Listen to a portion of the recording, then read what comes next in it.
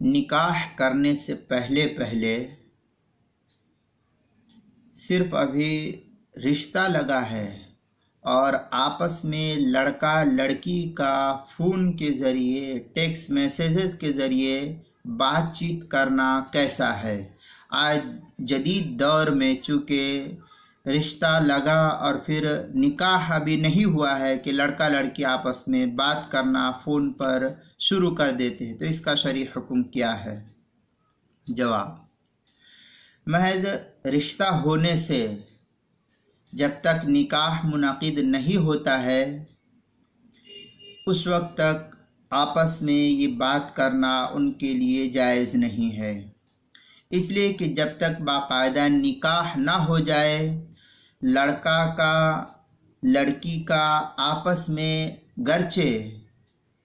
ازدواجی زندگی میں داخل ہونے والے ہیں، لیکن اس وقت شریعت یہ کہتی ہے کہ یہ آپس میں محرم نہیں بلکہ نامحرم ہے، آپس میں ان دونوں کا بات چیت کرنا جائز نہیں ہے، حرام ہے۔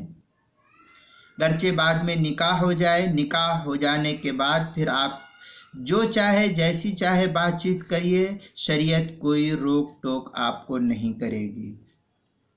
اس لیے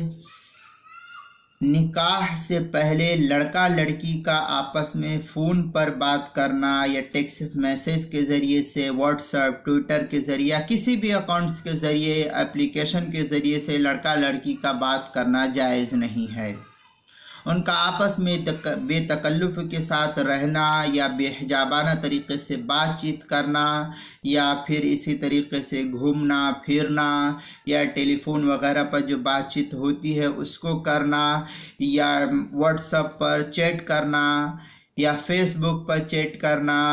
یا ٹیکسٹ میسیجز کے ذریعے سے چیٹ کرنا، یہ کسی بھی صورت میں جائز نہیں ہے، یہ گناہ کبیرہ ہے ان لوگوں کے لیے۔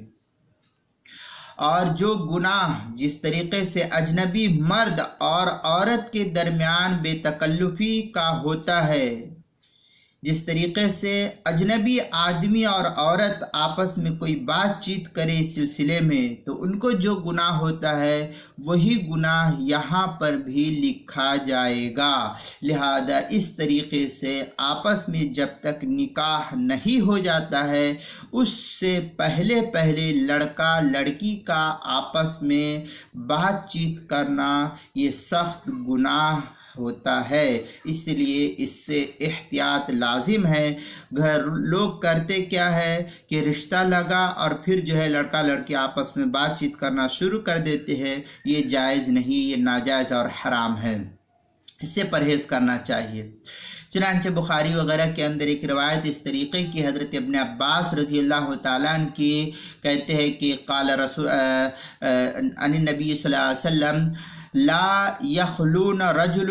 بامرأۃ الا مع ذی محرم، اس کے تحت جو نقل کیا ہے بخاری کے اندر کتاب النکاح دوسری جلد 787 صفحہ جو ہندی نسخہ ہے، حدیث نمبر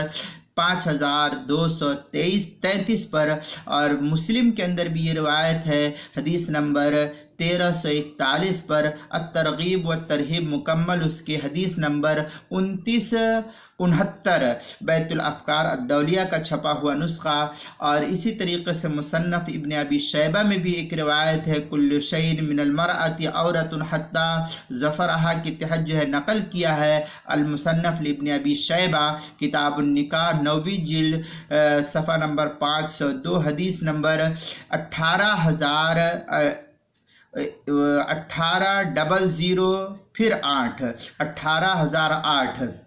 در مختار میں ہے الخلوۃ بالاجنبیۃ حرام، پھر تھوڑی سی آگے عبارت ہے ولا یکلم الاجنبیۃ الا عجوزا، اس کے تحت جو ہے نقل کیا در مختار مع شامیہ کے جو کتاب الحظر والاباحہ 9ویں جلد ہے اس کے 529 اور 30 صفحے پر جو زکریا بک ڈپو دیوبند کا چھپا ہوا نسخہ ہے، کراچی کا جو چھپا ہوا نسخہ اس کی 6ٹھی جلد صفحہ 368 اور 369 پر، کتاب المسائل کی 4تھی جلد صفحہ 55 پر بھی اس کو نقل کیا ہے۔ है। लिहाजा इन